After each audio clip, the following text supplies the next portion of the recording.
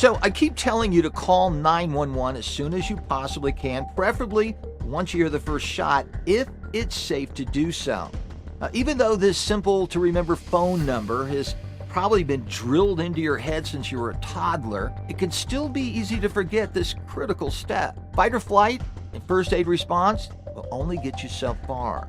Emergency personnel, think law enforcement officers, must be called in. Don't assume that an employee alarm system or an automated system like the fire alarms being pulled has alerted the authorities.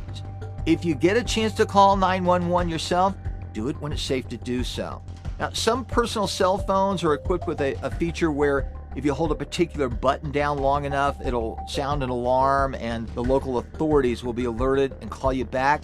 However, this should not be your go-to method of contacting emergency personnel, since an audible alarm stands a high risk of alerting the assailant to your location. Now, all that being said, when you do call, it will probably seem like the operator is asking an awful lot of questions at a really bad time. But remember, they're trying to help. The operator is, however, depending on the information you convey to help law enforcement defuse the situation as quickly as possible. Be kind to the operator, and if possible, provide to the best of your ability the location of the shooter or shooters, the number of shooters, the physical description of the shooters, the number and type of weapons the shooter has, and the number of people in danger.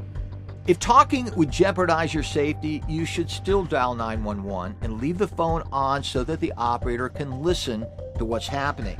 Make sure you turn your phone volume all the way down so that the shooter can't hear the operator. Remember that while you're doing all this, you might at any time be interrupted by an assailant. And whenever possible, you're already engaged in escaping if evacuation is feasible or hiding if it's not. Just never forget the run, hide, fight sequence, and keep those steps moving and active while you're working on alerting emergency personnel. Now, once they do arrive, though, things can happen very quickly. Now, obviously, law enforcement's first priority is to stop the shooter. This means they'll not be able to help wounded victims initially, and they may push people to the ground to avoid more injuries. The most important things you can do are stay out of the way, follow the officer's instructions, but don't speak to them unless they ask a question. Avoid pointing, screaming, or yelling. You need to avoid distracting them so they can quickly secure the situation. And if it becomes possible to exit, do so with your hands visible, raised, and fingers wide open. Again, only stop to talk to officers if they ask you a question.